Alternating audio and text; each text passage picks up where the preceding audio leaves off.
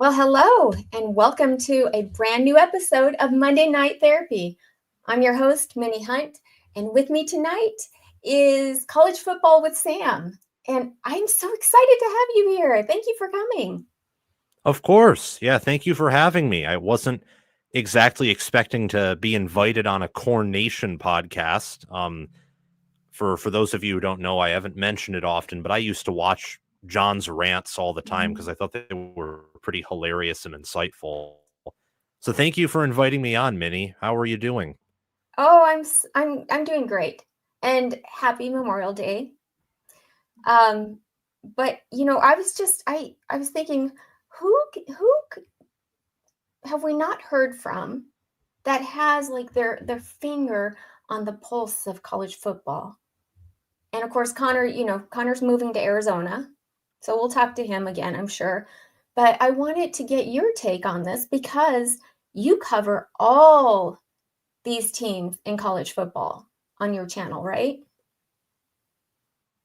Yeah, I try to, especially the better teams because the better teams are more entertaining, but thankfully some of those change every year. So I Mm-hmm. have to look at all of them in the Power Four in particular. Yes.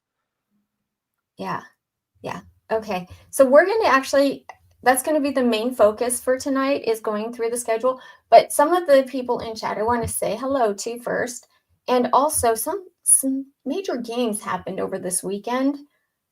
I don't know if you're a baseball or softball fan. No. No? Okay. Well, Huskers went to super regionals for baseball and softball. So it sounds like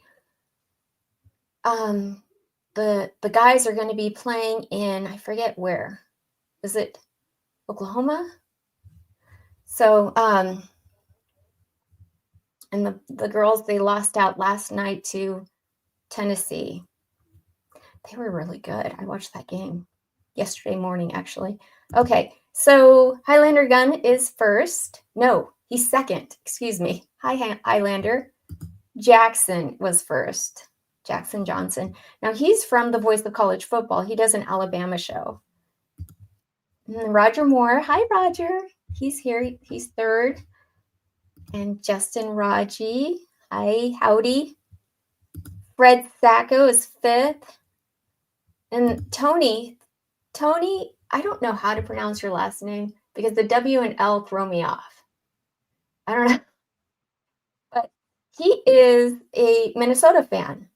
And he tunes in specifically for when we besmirch Wisconsin. So, of course. Yes. And let's see here. Husker Chuck says, yep. How about those Big Ten champion Huskers? It was pretty cool to watch them. Yep. Let's see. Anything else? I guess Iowa and Texas and A&M are playing. Not sure where. Oh, no. You know what? We're playing in North Carolina at Chapel Hill. I just remembered that. I read that this morning or this afternoon. Oh, that's where they're playing. Okay. Mm-hmm. Yep. Justin Raji says, no, baseball they did win the Big Ten tournament, and we're going to be playing OU in Charlottesville. That's right. That's what happened. See, I was driving home last night, so I had to leave when the game was like, we were down by a run. So I guess we must have won because I didn't even check to see. I just kind of figured that we fell behind, but I'm so glad to hear that we won. All right. So, okay. If you all want, I'm going to go ahead and put the call-in the chat, if that's okay with you, Sam, to have some guests call in with questions. Is that okay, Sam? Yes, it's okay with me. Okay. Good. All right. Absolutely. I don't know if you got me. I did. Yeah. Okay. So and if Justin, you should just call in and give us the update on baseball. He's like full of all the news. So Before we get into Nebraska football, Sam, tell me what your thoughts are on what is going on with the college football playoffs. With them, it looks like Oh, they're going to this be. is something. Go ahead. Yeah, this is something that I talked about on my show last night. Okay. Are you having connection issues over your way, or is it just me? I'm not, and I kind of thought that it was you.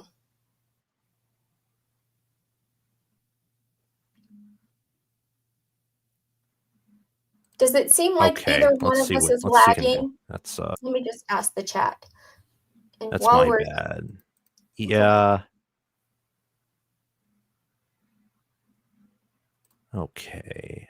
Maybe this will make it better. All right, let's try that. Oh yeah. So you asked about the college football playoff. Mm-hmm. Top seeds. Okay. So, yeah, I don't like it. I mean, don't you think that kind of Really? ruins the whole point of college Wow. football, like the double buys and the play-in games? That's what basketball is. That's not like a college football thing. I don't know. I love it. I actually really love it. It seems to me like that this is exactly what we need.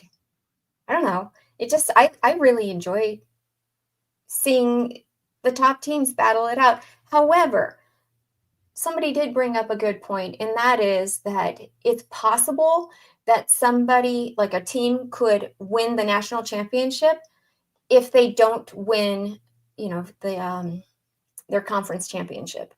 And I thought, oh, that's a good point. I didn't look at it from that perspective.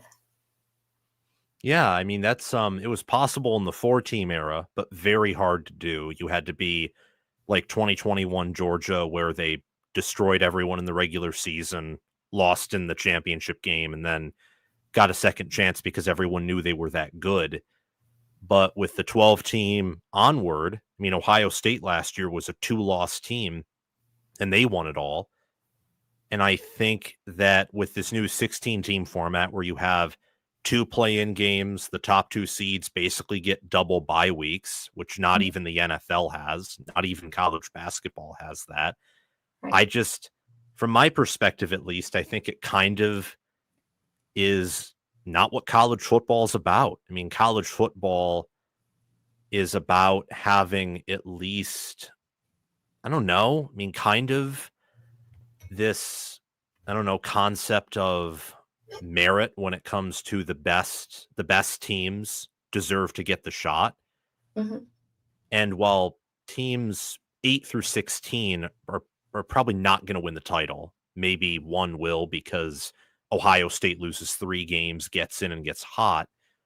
But I don't know. I just think that if you're going to give your top 2 teams double buys, and that's a long amount of rest, and then if you're going to make your, seeds 13 through 16 play 5 games to get to the national championship, well, why have those seeds in at all? I mean, they're going to have to go through 5 grueling games when those seeds, by having 2 or 3 losses, have already shown that they aren't capable of winning that many games in a row, at least most likely.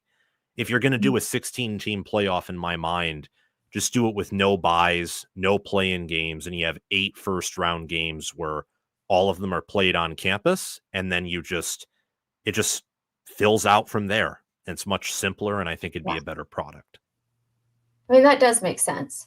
Okay, we have a couple things going on. I have Husker Chuck in the green room. He's waiting to come on, and I'm hoping he's going to talk a little bit about baseball. But we also got a super chat already. Look at that. Look what you bring to this show already, Sam. The other Dave says, great to see Sam. Hi, Minnie. Can't wait to see Connor in Arizona. Sam, what's your take on the Ari on 3 DEFCON 3 incident this week? Do you know what he's talking about? That's the one where they took the Matt Rhule clip out of context, right? Mm-hmm. Mm-hmm. And thank I you so much the other Dave for the super chat. Yeah, Thank you for the question. I'm glad to be on here. I just think that Nebraska, and I mean, part of it's understandable because sadly the team went to their first bowl game in a while since 2016. But I think that people in media, I think the analyst and pundit class doesn't really respect Nebraska. They just view Nebraska as a clickable button where because they have a 5-star quarterback and they have a big fan base that they can talk about them, make some money, get some views. Mhm. I mean, from my perspective, I think I respect Nebraska and I think I fairly assess them. But if they did not have their fan base size, I wouldn't be talking about them in the way that I do because, you know, I make money off this. It pays for my tuition. Mhm. And if they weren't, from my perspective, America's best fan base, certainly most engaged fan base, Aw, then we're the best guys. yeah, I mean, I've even said that on shows that aren't directly tied to Nebraska. I think that's Nebraska's fan base's strength is they can show up for 10 years in a row while their football product isn't good. That's a sign of loyalty. That's pretty Or, incredible. or crazy, or we're just slightly crazy. Maybe. But that's a good perspective there. Yes, I agree with that. Sometimes they just say things just to stir the pot, and it just yeah. And people are always giving Nebraska hell just because of that, and it drives me crazy. And I just think, okay, just wait. We're there. I can feel it. We are there. So now, welcome, Husker Chuck. Let's see, you're muted. So let's. Now I'm unmuted. Okay. Hi. Hello. Hi, How's it Sam. going? Hi. Doing great. Still on cloud 9 from that incredible run. Okay, what happened in the end there? Because, like I said, I missed. Well, I mean, go back to the Michigan State game, the first game of the tournament. Mhm. I mean, this tournament was set up. If you're not one of the top 4 seeds, you had to run the table. You couldn't afford a loss. You're done if you had a loss. So they get to Michigan State in the first game, and they're down a run in the 9th inning, and 2 outs, and their right fielder for Michigan State dropped an easy fly ball that would have ended the game and allowed the tying run to score, and then Nebraska won it in the 10th. So if they don't get that, nothing else happens.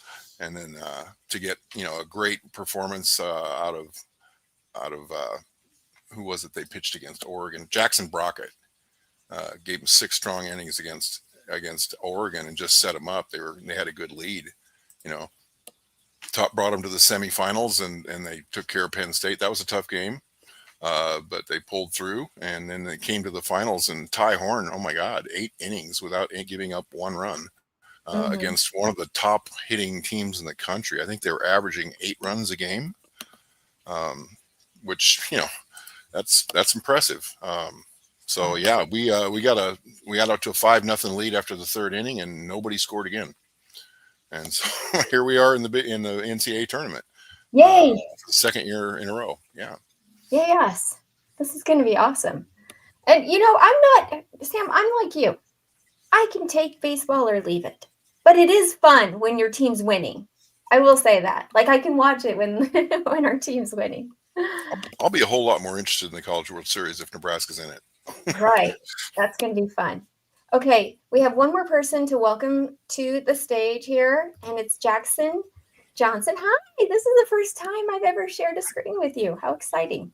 I know, right? It's first time for everything. How you doing today, Minnie? I'm good. Now, are you familiar with Sam? Have you ever watched his YouTube? Yes. Matter of fact, I'm in his Discord. Oh, cool. Oh, yeah. Yes. Yep. Okay. I mean, yeah, he's got some great insight in all college football. One thing you guys both had in common is you've had on Mark on here on Corn Nation several weeks back, and college football with Sam's had on Mark Rogers as well. Oh, very cool. Okay. That's pretty cool. Yeah, that is neat. You see, it's a small world. There we go. Okay, so Wade Farr has a question for you, Sam. He says, are they going to get rid of conference championships? And then Roger Moore says, yeah, great question. I mean, I kind of think that they're going to mean less and less going forward. Especially if you're in like the SEC Big Ten, because it's like Georgia, Texas. When I was watching that game, I thought to myself, both those teams are getting in the playoffs either way. Same with Penn State, Oregon. Both those teams are getting in either way. When I was watching Clemson SMU, I was thinking to myself, winner is definitely getting in the playoffs. Same thing with the Big 12 title. Winner was getting in the playoffs, although let's be honest, I don't even think Jesse Palmer was even thinking about the Big 12 title. He was thinking more about that stupid Bachelorette show, Food Network. He wasn't worrying about his job like he's supposed to, but I digress. That's true. Yeah, I think I think that ultimately what they're going to do, from what it sounds like, and the longer I think about it, the more I think it's sadly going to be implemented, is they might do away with conference championship games and do those stupid play-in games where they have last year in the Big Ten, it would have been Indiana versus Iowa and then Ohio State versus Illinois. And the winner of those gets in the playoffs because of the, 4 auto bids for the Power 2, the 2 auto bids each for the Big 12 and ACC. And it's just, yeah. If you get to 14 teams and you give the winners of the Big 10 and the SEC championship games buys in the first round, and everybody else plays in the first round, that would seem to still give some incentive to have a conference championship game and win it. As for the other conferences, it might be a chance to just get in the playoff. Yeah. For a second place team. This is so neat. Speaking of Connor, he says, Sam in a spaceship, Chuck in a pet store. I love the vibes here. Yeah, I like the little. That looks pretty cool. It looks like a newsroom. I love it.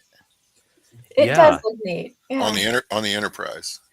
Yeah, thanks. I've noticed that it's actually slowed down a lot of my upload capabilities. So I don't know if it's wise to have this, because like it's just there's so much going on that it slows down my PC. But I love it. And I love the pet store. How many fish do you have, Chuck? There's 13 in this tank, freshwater, and then I have we can see two aquariums through the back of this aquarium. You can see 2 smaller aquariums here, and those are 20s. And then I've got a saltwater tank back here that's got 11, or I'm sorry, 7 of them there and 4 over there. Seahorse tank still empty. It'll get eventually here. Taking some time on it. Wow, you're surrounded by fish. I am. This one's kind of neat. You can see through it on 3 sides. It's kind of fun. Oh, they look neat. That is neat. We got another super chat. Thank you, Connor. Jeez. I feel like, I don't know. I feel like we should be doing something special for these super chats. But thank you. Okay, so I want to say okay. I'm not going to use the swear words yet tonight, but Vince Watson says F buys 16 teams with first 2 rounds at home fields. What are our thoughts on that? I wish the playoff system could go back to 8, like 4 teams, or go to 8 teams, but I know that's not going to happen, because if it's going to 16 teams, it makes me worry about the non-con slates in all of college football, because I'm already worrying enough about what's going to happen with the future of the Notre Dame USC rivalry. Mm-hmm. I'm already worrying about some of the future games that are going to get cut. Like, please don't cut Nebraska, Oklahoma. Please don't cut the future games. That's why I'm asking all the teams, but that's what I'm kind of thinking about.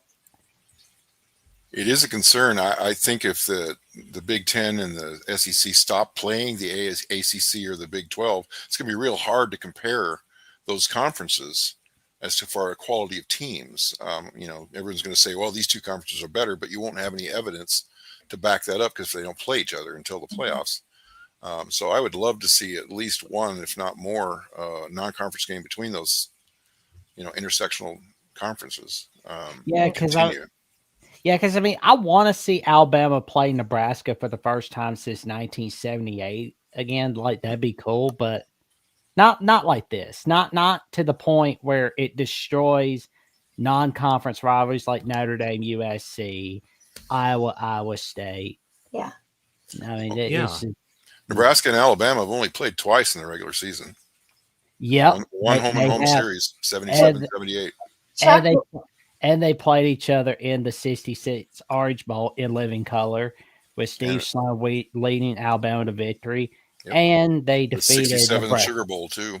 Yep, 34-7. I should Yep. know because I watched Bear Bryant's commentary on the game on the Bama Grace Games VHS tape. And Nebraska, you guys beat our butts in the 72 Orange Bowl Yeah. for the 71 season for Yeah. second straight natty with That Bob was- Delaney. That game wasn't close. That was a really, really good team Nebraska had that year. The Oklahoma game was by far the hardest game they played that year. Oh man, that game was classic. That was a cool year because you finished the year, you had 4 undefeated teams. You had Nebraska, Oklahoma, Alabama, and Auburn. And they all played each other. Oklahoma and Alabama, or Oklahoma and Nebraska played each other. Alabama and Auburn played each other. And Alabama and Nebraska won. And they met in one bowl. And Auburn and Oklahoma met in the Sugar Bowl, I believe, that year. And Oklahoma beat Auburn. Wow. So it was kind of cool. They had kind of a little mix-up playoff type of a top 4 between the top 4 teams. It was kind of a weird situation. And Sam, we were just talking right before we went on air at how new of fans we both are. I mean, you're not. I'm way newer than you, but don't you love hearing these stories? Oh, I do. Yeah, because I wasn't watching before really 2019 or 2020. That was kind of my first year. Oh. The first game I remember is the Orange Bowl win over LSU following the 1970 season. So that was on January 1st, 71. Wow.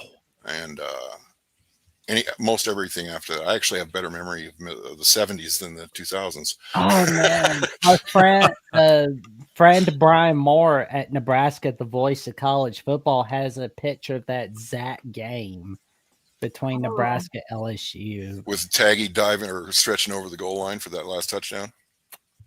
Could be. That's the famous shot from that game. Oh man.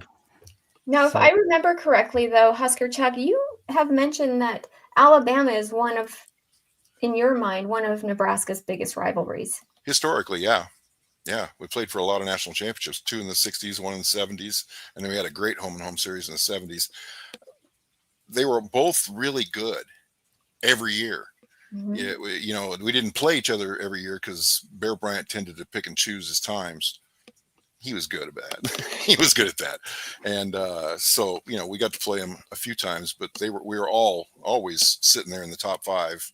And so, yeah, there was a lot of, I don't know that it was animosity, but it was, you kept your eye on him because that was a contender. And, I would say there was a certain amount of respect, but I don't know that it went as deep as respect for Oklahoma. Thank you to Nebraska for bailing us out by beating Oklahoma in the regular season in 1978. 78? Yeah, we got rewarded for that, didn't we? We unfortunately lost to Missouri the next week. I was in the stadium for that game. Both of them. That was funny though. Like, Missouri upset Nebraska, but then Alabama smacked Missouri week 2 in the regular season. But the week before that, Alabama played Nebraska, won in Birmingham, Alabama, with Keith Jackson on the call. But then the week after Alabama played Missouri, Paul McDonald and the USC Trojans were just embarrassing the Crimson Tide, embarrassing them in Birmingham, Alabama. And again, Keith Jackson's at the call. And as he said, not a pleasant evening for the Crimson Tide faithful. And the old balloon fell kind of limp as he said it. Yeah, that was the opening game of the season. We opened the road at Alabama as a season opener. And Nebraska scored first, got a field goal, and it was all tied after that. It was 20-3. And Alabama, I believe, was number 1 in the country to start the season. Yep. And they were obviously for quite a while until that happened to them. And then Oklahoma was number one all year, and they were a great team. That 78 Oklahoma team was great. And that 78 Nebraska Oklahoma game, I've recommended you watch that one, Minnie, because that was an extremely hard-hitting game, including the hardest single hit I've ever seen on a football field. Totally legal, not a penalty, but oh my God. If you want to timestamp, it's right after Nebraska would kick their field goal. And since there was only one field goal in the game, that's not hard to find. So. I'm amazed that you guys even know all this stuff. Like that in particular. How do you go back in your mind and you're like, oh, this play? I just can't do that. It's childhood memories. I mean, I wasn't that old going through the 70s. I was 15 at that, standing and sitting at that game. I had a cousin playing for that team, so on that team. So yeah, I was very intensely into that game. Tim McCready played wingback from 78 through 80. That's cool. Number 24. Joseph Doherty brings us back to reality. He says, best fans for a non-good football product. Lowest Big Ten wins since 2020. Is that true? We're dead last since 2020? I mean, I tend to believe what he says because he lives and breathes it. Yeah, I won't dispute it, but it seems amazing. Seems like we've been mediocre, but not the worst. 3-5 in 2020, and then 3-9 in 21. 4-8. I think he's saying Big Ten win totals. Maybe he's talking about conference games. But even then you have, but then Indiana had 2020 and last year where they were really good and only lost one conference game season. Oh, it's just disheartening. That is disheartening. But I the reason I wanted Sam, and I'm glad you guys are here. You please, everyone, chime in on tonight, is because I'm getting so excited about the 2025 season. And guys, it's going to be here before we know it. Like, you got to start making your plans now. Oh, I know I am. Yes. Buy your ticket. Justin Raji said, unfortunately, it is true. Well, so there you go. It's only 94 days until Nebraska Cincinnati on ESPN. Yeah. 94 days? That's the thing that ought to be on their everybody ought to be focused on is Cincinnati. That's not a joke team. We better show up. Agreed. It's a team we should beat, but we better show up and play well, and I think we will. But if we don't, we're going to get beat. I know. We should have beat like Minnesota a couple of years ago, but because we were a lot better team, but we made enough mistakes to lose the game. Let's not relive so let's not do those kind of things this year. And I think we're off to a roll, but really this season is going to be a benchmark of what do we do at Michigan with Michigan. That's going to be a difference between this kind of a season and that kind of a season. Yeah. But Cincinnati, let's see. So we're playing at Arrowhead, which is even though it's an away game for us, it's going to feel more like a home game because it's so close to Lincoln. There'll be more red there than for a Chiefs game. Mm-hmm. And the only notes I have on this is Cincinnati had a rough go in the Big 12 last season. But I've heard some pretty positive things about this year. So I think you're right, Husker Chuck, in that we better show up ready to play. And if we do, I don't think we'll have a problem. Mm-hmm. Yeah. 2025. I think Cincinnati's. Ooh. Oh, go ahead. Oh, thank you. I think that Cincinnati's sole potential advantage is their running back duo and O-line against Nebraska's younger and fresher three-man defensive line. I think that if Nebraska doesn't show up, that's going to be what will help Cincinnati either win or stay competitive. I mean, what Husker Chuck said is totally true because I think Rhule has a much higher ceiling than Brennan Sorsby, who used to play at Indiana but now is at Cincinnati. And Cincinnati was banged up last year, and I think Marcus Satterfield's a pretty terrible coach. But all that being said, if Nebraska doesn't show up and Tawi Walker and the O-line have chemistry, that can be a problem because, I mean, we've seen what UCLA did last year with Nebraska and what some other teams were able to do. So that's a game that has to be taken seriously because, I mean, that game right there, I think it should be a win, but if it's a loss, well, you're looking at, I mean, I don't even know if we want to talk about what you're looking at there. No, we don't. Let's just not even lose that game and seven wins looks tough all of a sudden. Yes. If we don't let's not put it out there in the universe, okay? No, but I think it is a W anyways. And then the next game moving on after that is September 6th. We play Akron. The Zips. Is that what they're called? The Zips? Yep. That's actually the last game I've been in Memorial Stadium was the Akron game. Oh, wow. When was that? Scott Frost's first game as coach. Oh. Kickoff, lightning, cancel game. I remember that. That was so sad. Yes. Mm-hmm. Wow. Yeah. Okay, so I think we all can kind of agree W should be an easy win. Should be one of those games that's an easy win. We're going to be playing our backup quarterback in that game. Oh, by the third quarter. Akron's on academic probation. They can't even go to a bowl game. I don't think that's going to be an option for him anyway. But yeah.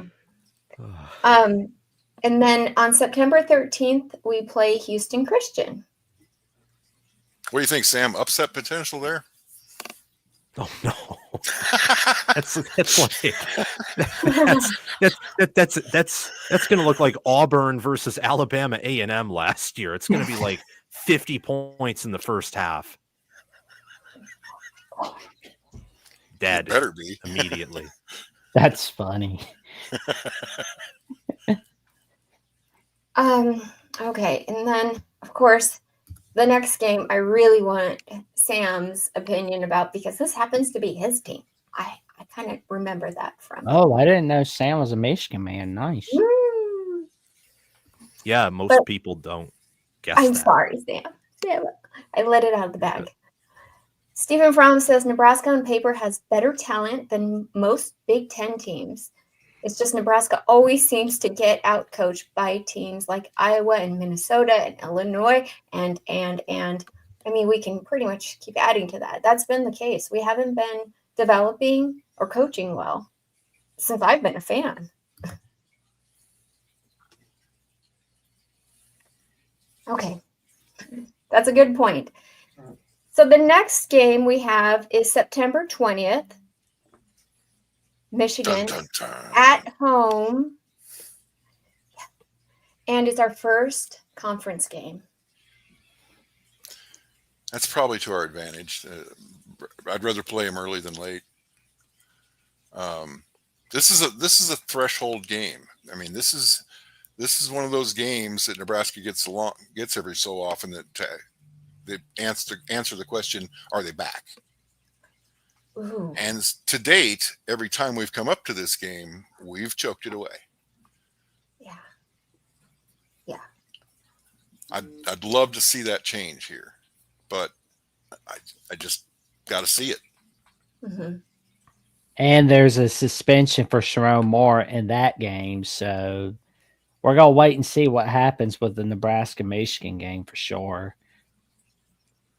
Yeah, that's why I think you especially circle it as the threshold game, because this isn't like 2023 where Michigan could suspend their head coach and keep him for 6 days of the week, and he comes up with the game plan. He won't even be with the team for the whole week. And this coaching staff is not nearly as good as past Michigan coaching staffs. I can say that with absolute confidence. So even though Michigan will probably be better, or at least should be better, it's on the road in a hostile environment, and Michigan probably won't have their head coach, while Nebraska will. And Nebraska's offensive line, I don't know what any of you potentially think about this, but for the first time in forever, I'm actually impressed with what the unit has on paper. So they should be able to do a decent job of protecting Raiola or maybe being able to run the ball. And then Michigan will have, I think, enough questions on offense to where if the defense is competent and well coached, which are ifs, but I think that's the case with Michigan too. Nebraska, they should, I don't know if expecting a win's appropriate, but they should compete and they should be able to win. And if they don't, then it sucks. But I think that you have other teams on the schedule that are very beatable and should be worse. It's the beginning of a conference schedule that I think has a lot of opportunities for the Cornhuskers. Yeah. And Justin brings up, he says, Minnie is not happy about the Moore suspension. I am not, okay? I know that, he's being honored at the Oklahoma game, and I'm fine with that. I just think it is such a crummy thing to take the suspension for Nebraska. It just, to me, that's just like taking dirt in our face. And I hope that all the football players feel the exact same way and they come ready to fight that game. Oh, yeah, Coach Rhule, I think he's going to get him whipped up for that one. Yeah, that'll be an interesting speech to see afterwards. We won't see it until after the game, but to watch that pregame speech for that game. I keep wondering if it's because Michigan chose the games.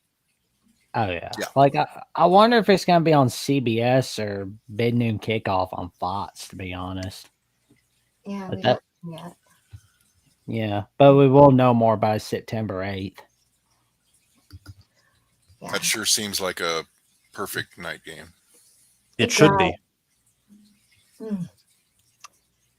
Sam, isn't that where you go to school, Michigan?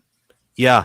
Yes, it is. I only have literally 3 more classes, one of which I'm taking right now before I graduate. Oh, nice. Yeah. I think Michigan as a football team is going to be pretty good this year, but you'd rather get them early than late. Like Husker Chuck said, you'd much rather get the true freshman quarterback in September before November. Mm-hmm. Mm-hmm. I don't want to call it early, but I feel like that's a win for Nebraska. I think Nebraska is 4-0 going into week 6. Well, if they are, you could probably see them sitting definitely in the top 15.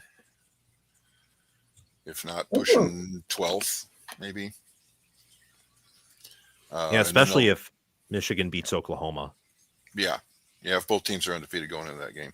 There's no given. That's not a given that Michigan's going to do that, but I would say they're the favorite. But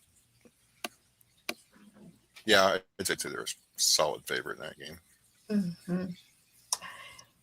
Okay, so let's say that we beat a team that maybe, Vegas already has odds on us, right? Winning 7.5 games. So obviously Michigan's one of the games that we should probably lose. So let's say we win that game. Let's say we beat Michigan because, like you said, it's a freshman quarterback, at the beginning of his season, and it's also the head coach won't have had very much time with his team. So those things, and also being an away game, work in Nebraska's favor. And I will pretend like I'm not all offended for now that that's the game that he chose to not show up at. But when the week is here that we're playing Michigan, I'm going to be pounding that drum. I promise. Ugh. Okay. There you go. If we do beat Michigan, it's fortunate for us that we have a bye week the week after to maybe avoid that letdown loss the next week against Michigan State. Oh, don't say that. Well, that's the kind of thing that happens. So you get really up for a team and then you don't play that well the next week. But we have a bye week to kind of let that energy dissipate and get focused on a new thing. So I think it makes it less likely that something like that would happen than it would if we didn't have that bye week right after Michigan. So that bye week's in a good spot for Nebraska. Okay. I'll agree with it from that perspective. October 11th, or excuse me, October 4th, then Michigan State at home.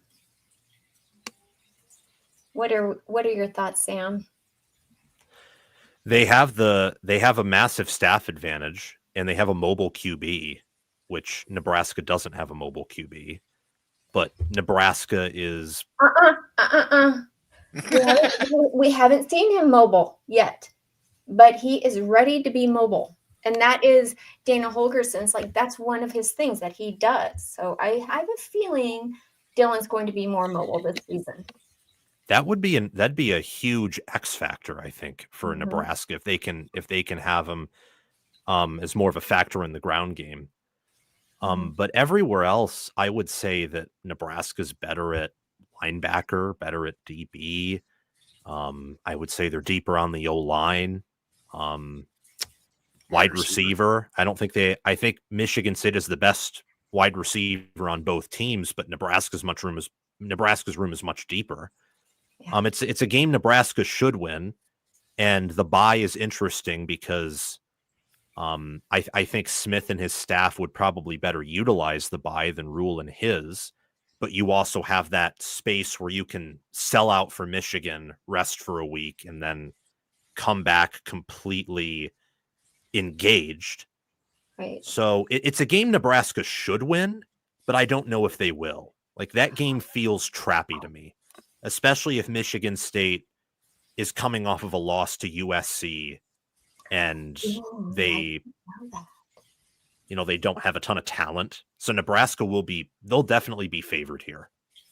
So it kind of feels a little bit fishy, but it should be a win. All right. Greg points out Rhule is mobile and guaranteed to slide 1 yard short of the marker. Wah wah. Given his previous, I don't think that's ever going to happen ever again. Just so you guys know, you tease somebody to death about it, and they get over that. That's like the first thing they get over. I think you're right, Minnie. He'll be more aware. Oh, for sure. He may take a hit or two getting first downs, but he'll get them. Mm-hmm. Yep. Thanks, Greg, for reminding us of that. Okay, so then after that, this game, October 18th. And Tony, I'm sure you're happy that we're talking about this. It's at Minnesota. And as usual, I mean, those Gophers, they're tough at home. This is a game Nebraska has to win if they're going to get over 9 wins this season. Get 2 9 wins. Yeah.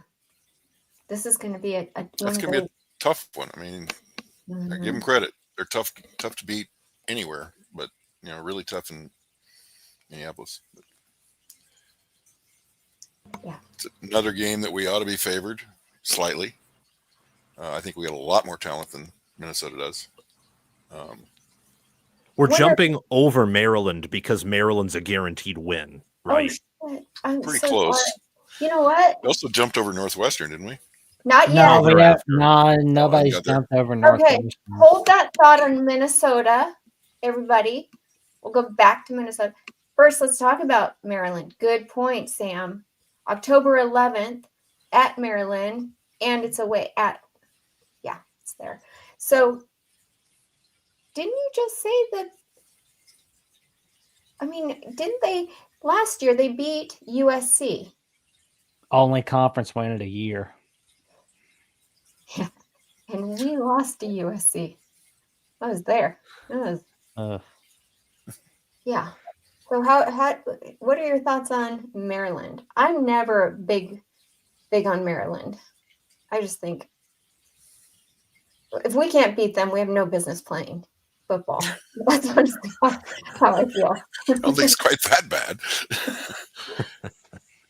It's not a game I'm worried about. I just feel like that one's it's a road game, so you can't assume anything. Yeah. Yeah, I think the only game I would be less worried about in my mind, and maybe this is not an intelligent thought, but I am only less worried about Akron and Houston Christian than Maryland. Maryland lost many of their good players to the portal, many of them to life after football or the NFL or maybe, the UFL or the CFL. I don't know. But they don't have coaching staff continuity. They don't have a roster continuity. And Minnesota is the second road game in a row. So then you'll feel the travel effects. Mm-hmm. Maryland's the first road game. So you're not going to have that fatigue. And College Park is lifeless. There may be more Nebraska fans than Maryland fans in that stadium if Nebraska has one or even two losses. I view that as an auto win. Even more than Northwestern. Huh? Oh, yeah, because Northwestern is a defense, and I think they have a better coach. Okay, I think I lost Jackson on one thing, and I'll add him again. Okay, did you fall off and then come back? Yeah. My computer decided to do the mess around tonight. Give you a roll tide. Welcome back. Yeah, there you go. Probably never say those words ever again, huh? Okay, so this is a little back and forth I see going on in chat. This thing of should we win? Could we win? Like, because we're talking about the schedule, we're talking about, yes, that should be a W. Or that could be a W. It kind of reeks of entitlement in a way, which we don't want, because every game is supposed to be, winnable or losable. So They are. I mean, what do you guys think about this? As we're going through the schedule and we're like, okay, we should win that. Don't you think that I mean, for what we've built, what we've seen the coaches build, what Matt Rhule has built in the coaching staff, don't you think that all of these things point to a should win?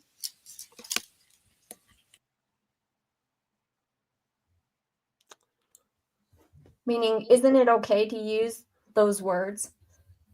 Or do we sound I think so. I mean, if you look at, I haven't released these on my channel, but I'm doing staff grades for the Power 4 teams as much as I reasonably can, and then recruiting rankings. Everyone talks about those. I mean, you look at those two things, and then Nebraska having talent at the most important position on the field and quarterback, and they should be pushing for 8-9 wins with this schedule.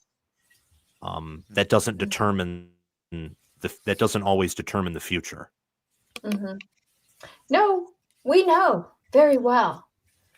And I think that's part of the reason why there's this back and forth in chat, is that we have been there, done that. This is like, it's like a broken record. We just can't stop playing the same tune. And there's so many Nebraska fans that are so tired of just hearing, the hype about the season. They just want to see it. I think Husker Chuck, you're probably one of them. Yep. Well, I'm ready for them to start bashing heads, but looking at each game individually, I look at that Minnesota game as the difference between an 8-win season and a 9-win season. I like that. That's one of those threshold games, not at the level of Michigan, but it's a lower threshold, but it's one that we need to clear. And Iowa is on that same threshold. I put those two on about the same level as like teams that we should be consistently beating if we're going to be a, contender. Yes. Okay, so now we're at Minnesota on October 18th. And I think you gave us your thoughts on that, right, Sam? Not particularly. I mean, a little bit, but I think Husker Chuck summed it up pretty well. Should be favorites, or at least it'll be a close game. Like, I mean, I can imagine either side being favored by 2.5, maybe 3 points. Minnesota has I think that the edge defensively by a mile, but Nebraska is the edge offensively by a mile. That this is going to be a game that I think will be won by coaching more than anything else. Coaching and turnovers, and what won the previous Minnesota matchup, I think will win this Minnesota matchup. It's interesting. It's interesting though that you brought up our defense, because I saw somebody ranked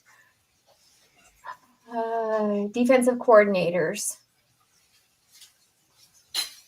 I think it was for Big Ten and SEC. And our defensive coordinator came in like 18th, 20th or something like that. And I was looking at that going, Now, the only reason I can see that actually being the case there is because they don't know what he's like as a defensive coordinator. He has not gotten to prove himself. And I thought, okay, if it was Tony White's name there, it would be much higher, because even though he didn't do very much, as well as the first year that we had him, he has a proven record. I just think that we have thrown so much at our defense. We have all these tons of coaches surrounding the entire. I mean, it is insane how many coaches we have helping. We have an interior offensive lineman, interior and exterior linebackers, and all these types of other coaches and analysts as well. And so I just feel like we really actually have a pretty tight defense. It's just, you have to see it. And I get that. You got to see what they're capable of doing. This is like more of a projection at this point. Mm-hmm.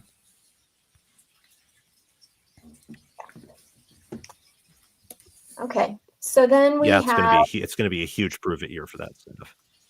Yes. For John Butler. And he doesn't talk much. He doesn't say much. Unlike our new offensive coordinator, Dana Holgerson, John Butler does not let out a peep about what's going on. It's very tight-lipped. So it's just, it's kind of like a wait and see as a fan. But he has all the pieces there. So that is encouraging. I'm totally fine with that. It's all about results. Mm-hmm. Preach. So October 25th, Northwestern.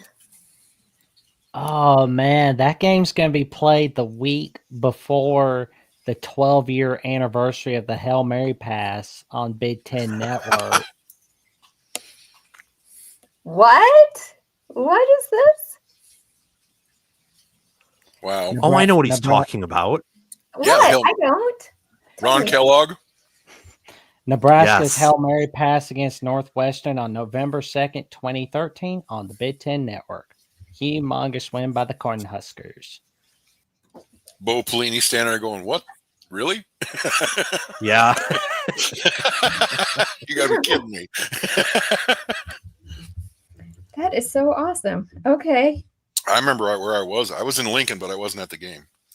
I remember where I was when that happened. Makes me wish they had Nebraska Northwestern on November 1st and Nebraska USC on October 25th instead of having Nebraska Northwestern on October 25th.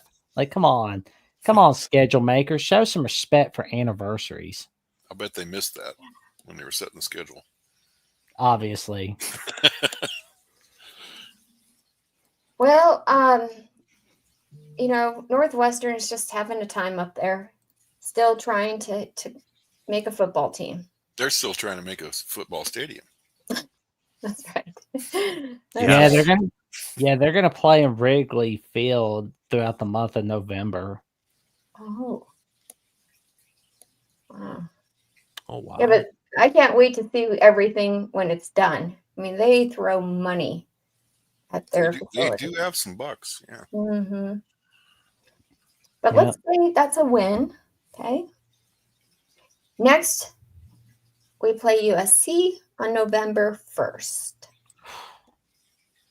I know. But it's at another home. one of those threshold games. Mm-hmm. I don't even know which version of USC we're going to see by that time. Good point.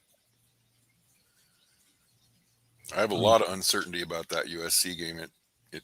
Yeah, they could be quite good, or they could be quite 6-6.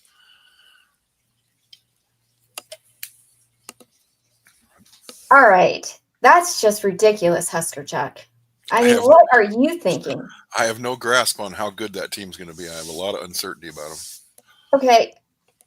I think USC is a pretty formidable opponent, although we're still not very sure what's going on. Just Lincoln Riley, him and his quarterbacks and what he has going on there. I was so surprised last year whenever he changed quarterbacks the week before we came. What it was in November, wasn't it? October we played them, and he had changed. Yeah, he changed quarterbacks the week before, and I'm like, okay, bench the guy and played somebody else, and he's no better. So I don't know. He's supposed to be the quarterback whisperer. I have not seen it. I feel like it's Jimbo Fisher vibes so far with Lincoln Riley. High hopes. Oh, we're going to get a natty. We're back to the good old days. Big old buyout if you have to fire him, if you're even considering it. Results are disappointing so far. It feels eerily similar to the Jimbo Fisher era at Texas A&M. Now all we're missing is a bunch of players getting caught smoking dope 30 minutes before kickoff, like the A&M players were against South Carolina in 2022. Mm-hmm. Well, at SC, that wouldn't surprise me at all. Well, they got a lot of that in California, I'm sure. So that's a game that, again, it's a stepping stone game. I think we'll get a lot of national credit. Yeah, this is probably more of a...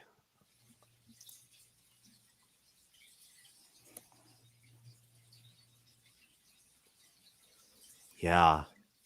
My read on USC, and I could be totally wrong, my read on them is that they're going to be much better than they were last year. Just, I think so much went the other way for them. Riley's typically good at winning close games, and last year they were awful at finishing out. It was his worst offense of his career. Lynn is going to be in his second year in 2025. So there's just so much that should go in a better direction for them than last year. And the players they lost to the portal, while some of them were awesome, they retained most of their great starters, like their two awesome wide receivers, some of their better DNs. I mean, Eric Gentry at linebacker could be an All-American. This is a game that I almost, but it has an opportunity to be a bigger statement game because USC is coming to Lincoln off of a bye, and they might have a better resume than Michigan entering that matchup. And it's also in November. So this is like where we've seen past Nebraska teams start off hot and then they get cold really quickly in November. If you earn this win in November, well, you can't be cold because it's just such a big win. Like that's something that you're going to remember forever. It's a blue blood matchup late in the year. It'll be cold. The stadium will probably be rocking, and that won't be a noon game because USC's involved. So they won't want to kick off at 9 a.m. their time, and Penn State, Ohio State gets the noon slot. So the environment will be perfect, and the teams will be in November. So that'll be a really entertaining Big Ten battle. I think that might be the game I'm circling on Nebraska's schedule. Nebraska has never beaten USC. One tie. Never won a game against them. Well, maybe this year will be the first. Very well could be. Wouldn't mind a blizzard. A early November blizzard would be great. That's what I'm hoping for. Put the game on CBS. That's what I say. Got give a little going out present for Gary Danielson. That's a perfect going out present for him. Okay, you guys. So they're still talking a little bit back and forth in the chat about, shoulds and could wins, but also what the standard is at Nebraska. Fans are just like, they've had it. I'm telling you, they're freaking had it with we should win, we could win. They just want to see the wins. But I love what Stephen Fromm said. This is I may frame this quote. He says, Nebraska has standards, but everyone says it's no longer 1995. Well, that's the standard. Oh my gosh. And I think that just hits the nail on the head because, we know we're not there. I don't know if we've even known what it would look like to be there. But I think it's a really good standard. What are your thoughts? Always want to shoot for the moon, shoot for the highest standard as much as possible. And Matt Rhule can get you back to the good old days. I agree. It's about the players holding each other accountable and setting a standard within the team that the coaches don't have to enforce. The coaches got enough to do without having to do that. If they can get that out of the team, that will raise the standard of the whole team immediately.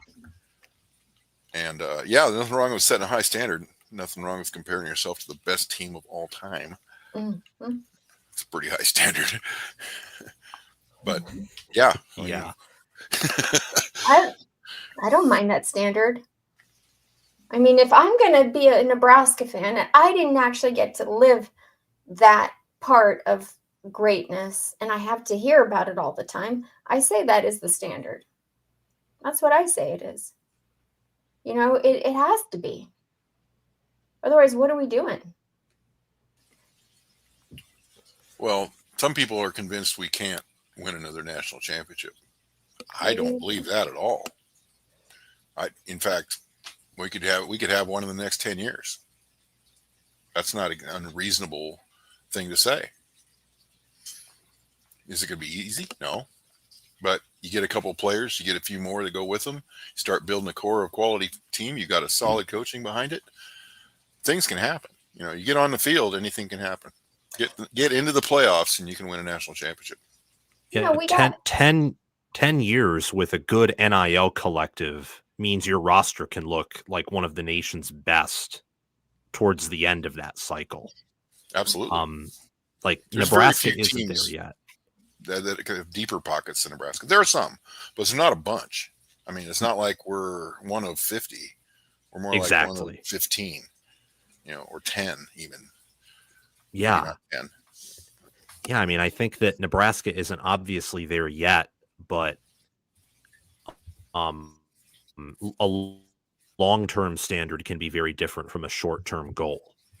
I think as long as Rhule is building up year over year over year, then he's doing his job. Because when he was signed to be the head coach, I think everyone understood this was going to take a while. Yeah, he made it pretty clear.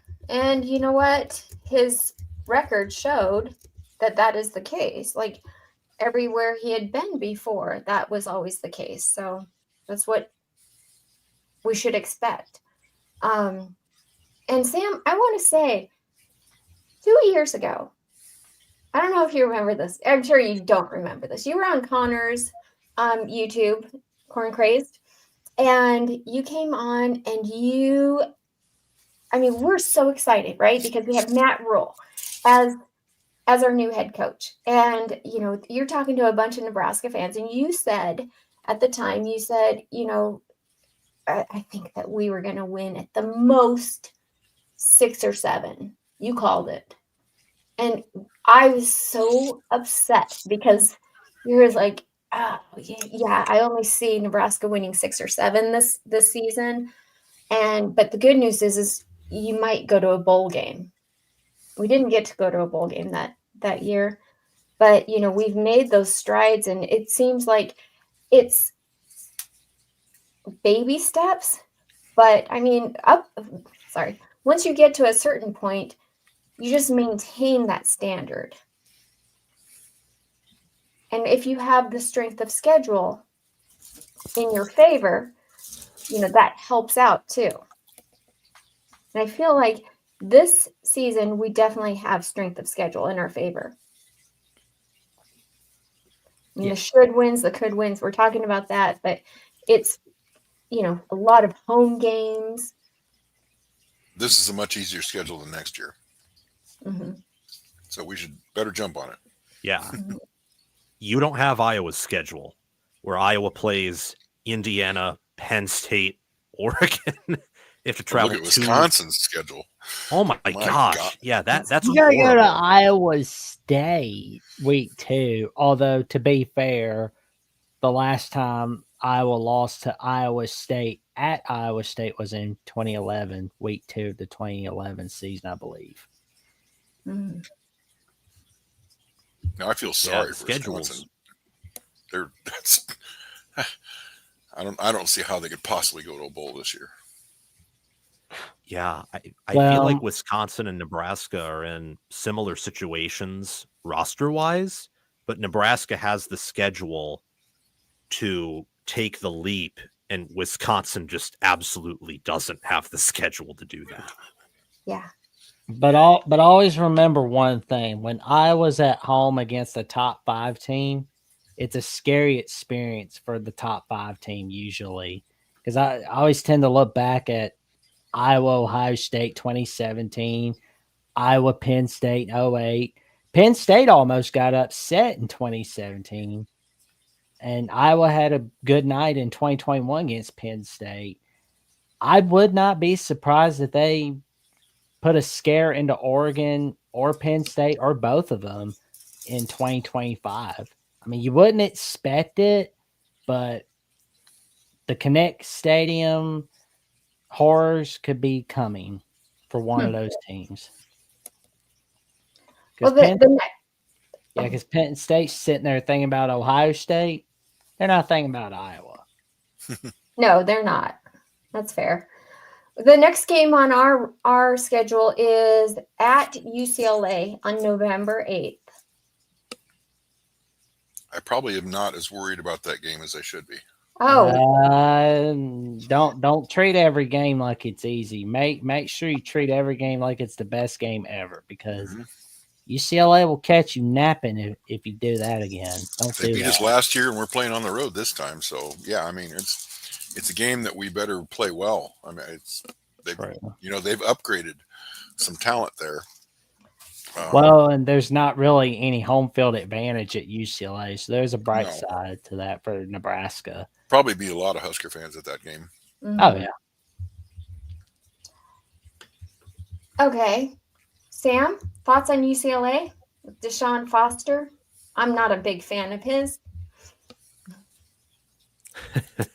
I think he gets his players to play hard, so that's a plus. They have Nico Imaliava, like Husker Chuck said, they've made talent upgrades there, so that is going to help them a lot. They do lose a ton of production, though. I think Nebraska's concern is more the placement of the game rather than the actual matchup itself, although given how last year's matchup against UCLA went, maybe I shouldn't be saying that. But it's on the road. There's going to be travel miles, and it's after what will be an emotional game against USC, like directly after. You then have to travel to LA, where much like Maryland Stadium, it's a quiet environment and there isn't much home field, but that could also just make the team play bored because there's just no excitement. Like it's an empty, dead, quiet environment against a team that Nebraska probably won't be heavy favorites in just because the placement of the matchup. That's going to be, I think, a test of Nebraska's mental fortitude if they can get through that USC game and all of their prior games since that week 5 bye and finish out strong on the road against UCLA. Mm-hmm. Nebraska struggled in that stadium. I mean, they've won a few, but that UCLA has been a tough match for them historically in that stadium. Oh, yeah, 2012 and 2013. Sorry, Minnie. No, you're fine. 72. Yikes, my dude. I just wanted to say this is awesome. Guys, we're getting some people pumped here. Okay. Raska. He says, I'll be at the UCLA game. It better be a win. Yeah. I like it. Gosh, dang it. Make some Oh, noise. it better be a win. Yeah. I gotta be honest. I gotta be honest about UCLA. I mean, Deshaun Foster, I can't help but feel like he's in the same territory that Ryan Walters is in. Like, except Foster is the fall guy for the idiots at UCLA. Because like it took him how long to decide how long they were keeping Chip Kelly. Oh no, he's gonna return 2024. Nope, we're firing him. Nope, we're keeping him. And Chip Kelly's just like, nope, I'm gonna be the offensive coordinator for Ohio State. And then they hired Deshaun Foster, which I'm not blaming Foster. He's just the poor fall guy for the boosters at UCLA, which they are complete. They have been doing a disastrous job at running the athletic program for UCLA. It is nowhere near where they were in the 50s. It is nowhere near 1967 where they were up there with USC compete for a Rose Bowl bid. They're just not anywhere near that standard, and I doubt you're going to see UCLA getting to that standard as long as they have the people running that university. And just know if they do fire Foster, they're just going to hire another inexperienced guy or find another fall guy to take that job, unfortunately. I agree. I don't see UCLA becoming a contender anytime soon. Doesn't mean we can't lose to them this year, but yeah. Watch them like a hawk. They should have the resources. I mean, there's no reason why UCLA shouldn't have resources, like big time resources. They don't seem to have the resources that USC does. Not Yeah. close. Yeah, USC is in truth Big Brother, or at least they should be. And then they're geographically totally out of place. Like USC is a blue blood, and they're in California, and they have the recruiting connections, so they can survive that way. And then Oregon has money and connections. Same with Washington. UCLA came into the Big Ten probably more for academic and basketball reasons, and because USC wanted them there than them providing any value. Baseball.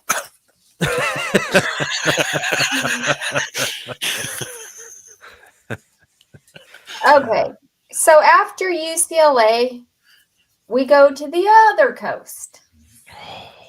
Yeah, it looks like we have a bye week, and then we play Penn State. Oh, I was like, when are we playing Rutgers? You know what I mean? Oh man, I think the schedule makers at the Big Ten have been good to Nebraska. I really like where things are going. I can see where Nebraska has a 10-win season this year because, like, again, Michigan, they're in unknown status. The non-conference schedule should be a cinch, and USC's in unknown territory. Now, Minnesota can give you trouble, but still, though, all the same, that could be a win or a loss. But I would not be surprised if I see Nebraska 9-1 going into Penn State.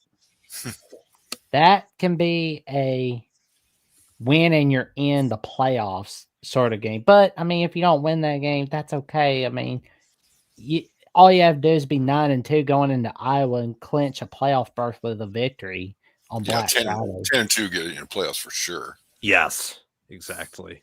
So Tony says Penn State is stacked. Yeah. Hey,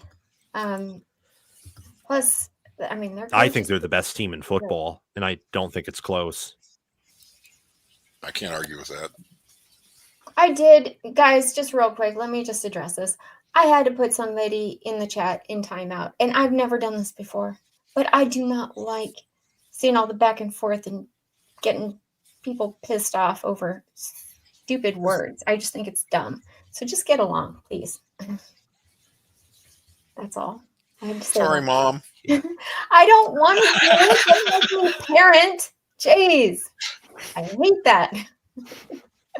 Crack that whip. You got y'all.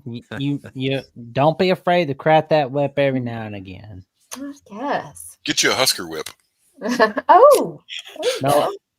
Well, I could tell you, I could totally relate. We had a crazy dude come in on my personal channel screwing with me and my buddy Austin, where he was like saying stuff to him. I'm just like, I can deal with you saying stuff to me, but I can't deal with you saying stuff to my buddy. Not cool. We got to put you in timeout there. That's what we had to do. So I can totally relate to what you're going through, Minnie. No, I think Highlander Gun is asking to be put in timeout. He goes, "We have timeout. We can like what? Can I go?" No. All right. So then, the Penn State game. That is just. I mean, I don't want to be a pessimist. It's riddled with and fear. I don't want to be. Nobody's picking Nebraska to win that game. Yeah, which is fine. I think. Yes, it's fine. And what Jackson said about them maybe only having one loss is true. I can see that. I can even see a world where if Nebraska maybe is this year's Indiana and they enter a big game like that undefeated. What I wanted to say about not being a pessimist is you all remember Indiana, Ohio State last year, right? And how that looked. That is what this game would be. I just think Penn State's like way too stacked and their coordinators are way too good. And that I don't know if that will be the whiteout game, but that'd be a prime candidate to be the whiteout game. Although I don't know if they do it in November. Like they may have that no whiteout games in November, but Beaver Stadium's going to be easily the loudest environment the team will play in all year. I don't think that's a game where if you're in Nebraska, like it's like what Husker Chuck said, no one's picking you to win. So go in there and play your hearts out. But thankfully, because of the 12-team playoff, you don't need to win that game to chase bigger and better things. That'd be one of those things where things would just have to fall their direction. The bounces go in the Huskers' way and they play well, and they pull out an amazing win. I mean, it's not impossible, but I would expect there'll be more than a touchdown underdog in that game. So what you're saying is there's a chance. Yes. Always a chance. If they go in, honestly, if they go into that game with one loss, they're probably sitting well into the top 10. Oh yeah. Wow. And that's not. I don't think that'll be a night game. I really hope they don't do that to Nebraska. I feel like that's a CBS game because it's like they want to make sure Gary Danielson gets the best of the best before he eventually rides off into the sunset. Aww. Would that imply a 2:30 kick? Yep. Do, do, do, do, do, do, do. Ooh, the chills. Oh, that's another thing too. Although it's cold in Nebraska, but just imagining, I've been to Beaver Stadium in November before for a Michigan road game. It's cold, it's wet, it's windy, and that place is still loud. Like they don't care. Like it's gonna be that. If I could afford it, I would go to a game like that. I would too. I mean, I'm you never know what games I'll make it to, but that game I would love to go to. I think it would be a great game for this reason. Stephen Fromm says, hopefully they don't take Nebraska seriously and make it a night game and a whiteout, because if that happens, Nebraska has no chance. Like, it's kind of like one of those. It's a nightmare getting in and out of that place, from what I'm told. It's not easy to fly in. There's no airport nearby. So, if you make it a night game, Nebraska gets back Sunday late morning or Sunday morning to Lincoln, and then they sleep and try to get ready for a Friday afternoon game against Iowa. That's why I'm thinking they won't give them a night game, just to, get them back home that night so they're not really short turnaround with Iowa on a Friday after that. Maybe they won't care. I can't help but wonder, but I know it'll be finalized by either the end of this week or maybe in the next coming weeks or so. But I wonder what's going to be that other Black Friday game for the Big Ten, because I don't think they're putting Penn State Rutgers on Black Friday. That is just wrong. You don't do that. So what you do is put Washington, Oregon, or Wisconsin, Minnesota on with Nebraska, Iowa. But if What Nebraska, about USC, UCLA? oh, that's a good Ooh. one. I didn't even think about That'd USC, be cool. UCLA. I was thinking NBC was going to save it up for themselves, to be honest, for Saturday night. I mean, Wisconsin, Minnesota was the other Black Friday game last year, so I kind of think they do that again because I think it worked well, but I don't know. I mean, I watched that whole game and Minnesota running the ball on Wisconsin forever. That was holy Toledo. The Badgers got beat down. Okay. Yeah. Tony says, I think the Oregon versus Penn State game will be the whiteout game. I guess. That'd be a good call. Yeah, that's likely going to be on NBC for sure, which I need to make a quick note. Note to self, make sure you got Alabama, Georgia on your TV or laptop, and make sure you got the Peacock app ready for Oregon, Penn State at the same time. There you go. Guys, that's how you have to watch games because they're all over the place. They're not just in one place anymore. Which we have options. And Greg says any of those old Pac-12 games because then you could have Black Friday Pac-12 after dark. What about this? If they had a whiteout game for Nebraska and we came out in all white. Ooh. Oh, that'd be awesome. Oh my gosh. Now there's an idea. Oh, that would be so cool. That would be kind of like when Bama smacked Georgia when Georgia's going for the blackout in 08. Mm-hmm. Then it's like, yeah, not going to end well for you. Sorry.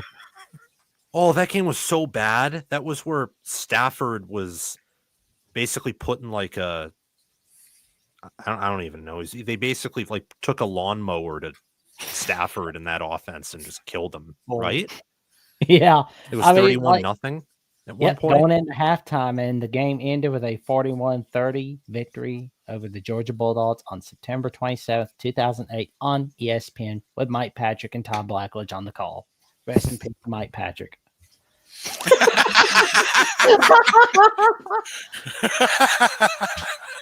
Minnie, you have no idea how great it is to be a real football fan. I know. Jeez.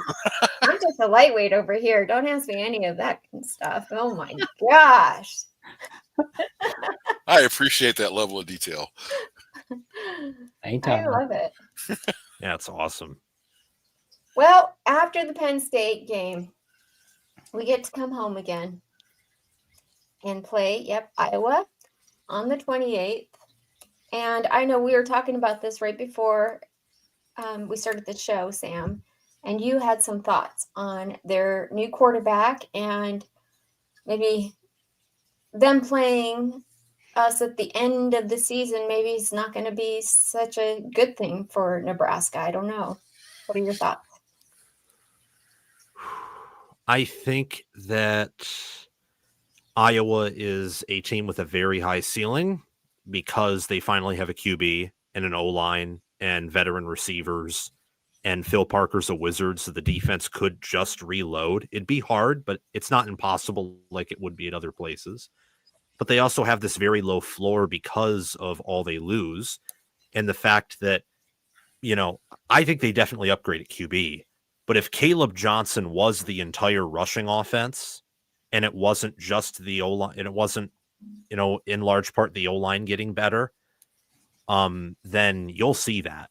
And Iowa, I think, is still a better rushing offense team than a passing team. Like, their receivers are okay now. They're not just absolutely terrible like they used to be, but they're still not good. Nebraska should easily be able to cover those receivers and know what's coming. I think it will be challenging in a way, but at the same time, it's in Lincoln, it's at home, and I mean, last year Nebraska dominated Iowa. They just, inexplicable, It's not the only time they like have Nebraska either. moment. What? Nebraska for large stretches of a lot of the last few years has dominated Iowa for a good stretch of the game, and then found a way to lose a number of times. But they've, for 3 quarters owned them. They put together a game they should beat Iowa pretty badly. 17 points. Yeah, this is like the UCLA game in my mind. It's more about mental fortitude than it is whether or not you can beat them. Like, just be mentally strong.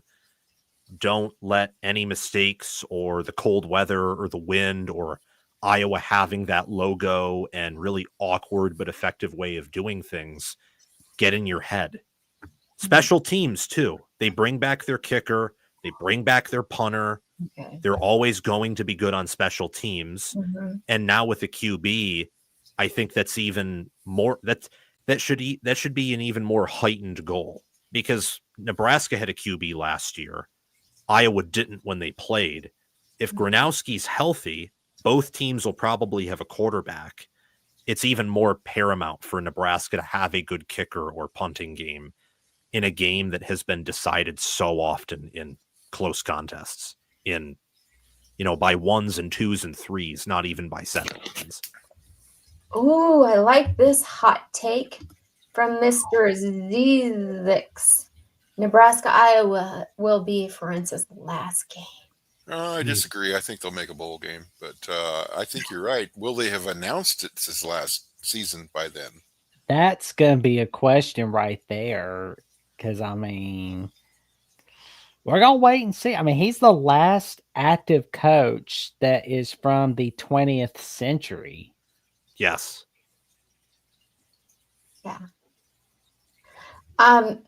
Greg wants to know who will have the better long snapper, Nebraska or Iowa. Hey, we'll just have to wait and see, but I have a feeling Nebraska has upgraded in that department quite a bit. We have quite an interesting special team situation going on, Sam, and I'm not sure if you're familiar with it.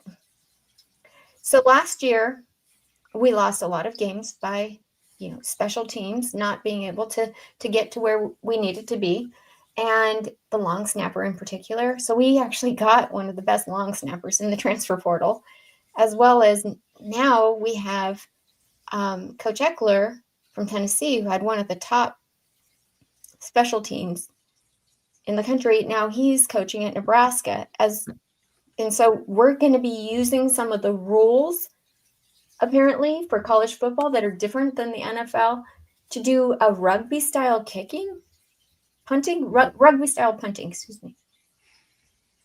So we are not really sure what this is going to look like, but come June 1st, we're supposed to know who our new punter is. Once nobody can steal him. Apparently he can kick with either leg. Yes. So it's going to be interesting. Useful. Yeah. Kind of a fun thing to watch there. Oh, are y'all talking about like the new rule changes for 2025? Which is what? Oh, I thought that was part of it for a moment, but no. One of them that I've noticed is starting this year for 3 overtimes, you can only have 1 timeout each. Okay. Like I'm not kidding about that. And at that point, they're just down to 2-point conversions. And I'm also reading the kit return signals where it says NCAA is addressing situations where a team may try to deceive the opponent on a kit return, specifically if a player on the kit return team makes a T signal with their arms at any point during the kit procedure, the team loses the right to return the kick and the play is whistled dead. And 12 men on the field, they're formalizing a rule that clarifies how to address the situation when a team has 12 or more players on the field. Yeah. Fake injuries: if a team uses medical personnel to evaluate a player's injury after the ball is spotted, their team will be charged a timeout. If they have no timeouts, they will receive a 5-yard delay of game penalty. And finally, they're clarifying the language used to announce replay reviews for the replay review announcements. Mm-hmm. All I can say is don't shove us over to commercial. That's all I ask. Yes, that's Gosh, I hate that. I hate when they do that. And no, I don't care about Aaron Judge's home run record by that time. So if I'm remembering correctly, we looked into this because we're like, what the heck are the different rules that apply to college football compared to the NFL? And that is that you can roll out. So you can roll out and kick. I have no idea. We're we're all waiting to see what this is, Jackson. In the NFL, only the outside two men on the line of scrimmage can release downfield before the ball is kicked. In college, everybody can release downfield. You don't have to wait for the kicker. So that makes it much different for college to do the rugby style kicking than for the NFL, because you can only get two men downfield on the NFL, whereas you get a bunch down there in college. It's going to stay that way in college until the rule changes to prevent it from doing it. It really limits the opportunities for punt returns. Mm-hmm. Well, okay. And on that note, Greg says there's only one rule that matters in college football, and that's Matt Rhule. Yep. Every time I go to Burger King, they tell me I'm Rhule. Do they? Okay, so Iowa. I don't think we got the final on that, Sam. How do we feel? I mean, let me ask before I get to my thoughts. How much of a must win do you think this is? Oh, I think it's huge. All of you. And I'll tell you why. Iowa? That this is the game. Okay, so Dana Holgerson took over the last 3 games. We beat Wisconsin. We should have beat Iowa. And I think that is going to be in the back of his mind as well as everybody else's. I think they have a point to prove. We need to get to the point where we're pounding Iowa every year, where it's not close. Just beat them down like we always used to. Just 42-3, 38-10. Oh, we had a good one, 27-17. Just dominate them. Sheer talent difference, and just dominate. That's the way to beat Iowa. There you go. Win and you're in if you're 9-2 going into the Iowa matchup. Yep. Yeah. Yeah, so I think it's a must win. Yeah. It's a must win. Yeah, it is. Yes. Yeah, I absolutely think it's a must win. I actually have this. I haven't released my predictions yet on my channel. Will be in the next week or two, but I do have Nebraska winning this game just because they return more than Iowa does. It's a home game, and I think Rhule is finally in a phase where is the team where they need to be to meet expectations? No, I don't think so, but they're much better along compared to where they were last time Iowa came to Lincoln, where Nebraska had no functioning offense, no special teams, and Iowa had an electric defense. Iowa's offense will be better, and I think their trench play will be better. So that's something to keep in mind. And with their special teams being better, the matchups, I think, are the same. The matchups still favor Iowa, but if you're Nebraska, you've been in this game for so long, and you're at home where you should win. You need to overcome the adversity and win, and I think they will against Iowa. Absolutely. Okay, so thank you, Jackson, for all of these wonderful. He's giving me links to your YouTube and to your Discord, so I'm going to put those in chat. But other than that, Sam, do you want to just go ahead and tell people kind of how they can find you? Oh, okay. Yeah, thank you. Just search me up on College Football with Sam on YouTube, and my channel will be the first thing that pops up. 22,600 subscribers.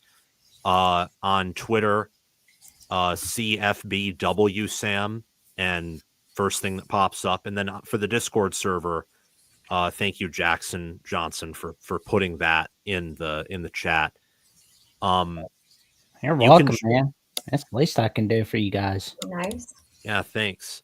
Yeah, join the Discord server via that link, or you can navigate to my most recent video and look in that video's description. It's in all my video descriptions, and just click the Discord link and you'll join. And I encourage you, because I'm lacking some Nebraska specific questions for my Wednesday show where I do a Q&A session. If you're a Nebraska fan, go in the hashtag YouTube mailbox channel on my Discord server and ask a Nebraska themed question, because I need a lot of those. It'd be fun to answer them. Tell your friends, your family, and the cashiers at Kroger about the magic that Sam is creating on College Football with Sam. Aww. I don't know if I'd go that far, but thanks. Well, I mean, you follow me. It's the least I can do. And the fact you got me on your Discord, I appreciate it, man. Of course. I gotta ask, this twirling helmet that you've got behind you. Oh, the Jets helmet. My dad is that got what it looks like the Enterprise. Yeah, my dad got me this Jets helmet a few years ago for Christmas. It does. It's the Jets helmet. Okay. Yeah.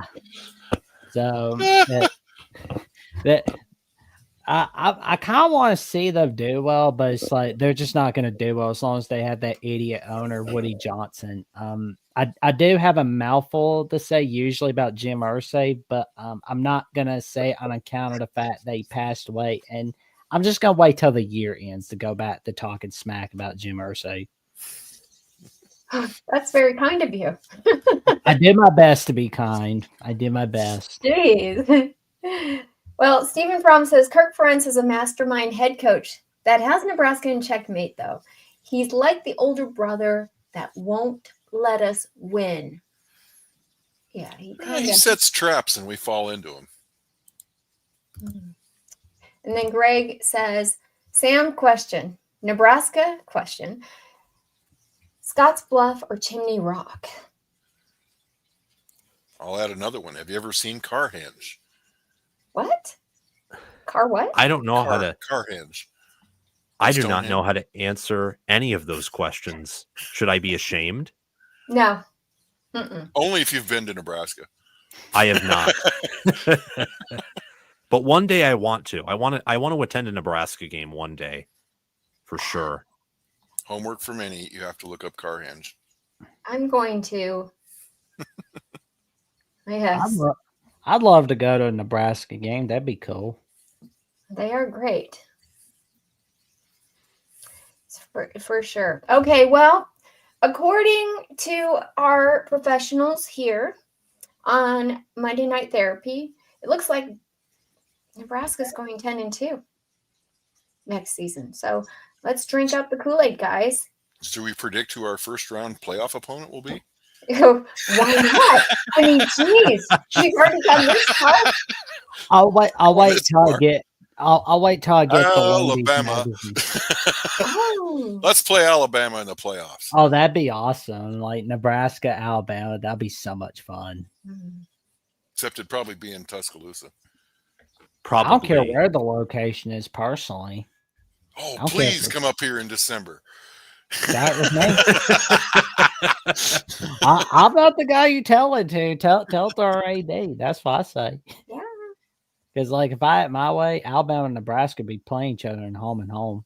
Of course, I'd be making sure Alabama plays Georgia Tech, like, at least 4 times a decade. I'd be making sure Nebraska plays Oklahoma on an annual basis, and I'd be making sure they play Colorado at least 6 times a decade. Because, I mean, what can I say? I'm a sucker for old rivalries and forgotten rivalries in all of college football. Mm-hmm. I'd say at least a home and home every decade for each would be great. I know, right? Oh, yeah. Except Texas. I don't care if we ever play them again. You got to get revenge. Done with Texas. Okay. Oh, my God. Like Minnie and Justin Adams, Brian Moore, that would be the crossover of the century right there. It's like, oh, man. Yeah. That'll be a fun game. And Sam. Then you add John Diamo and TJ Ronan to that for Michigan week. Like, ooh, that'd be fun. Oh, it's going to be a fun game. Yes. Okay. Well, there you go, you guys. This is the year. You heard it here first. And I wanted to thank you, Sam, and Jackson, and Husker Chuck, and everybody here in the chat. You guys are so great. Thank you for coming and sharing your viewpoints. And thank you for having me. yeah, Thank you for having us on. Absolutely. Thank you for having me. you're welcome. Pleasure And talking go with you guys. Yeah. And I will eventually get this damn wall done so we don't have fish. It's okay. We like the fish. It's not very topic appropriate. It's kind of like watching the fish from Finding Nemo. All right. He's in that tank back there. For all of us here at Coronation, I just want to say have a great week, and we will see you next week, if not before then, because we have Husker Heat on Tuesday as well as the 5 Heart podcast on Thursday. So go Big Red. Go Big Red. Go Big Red.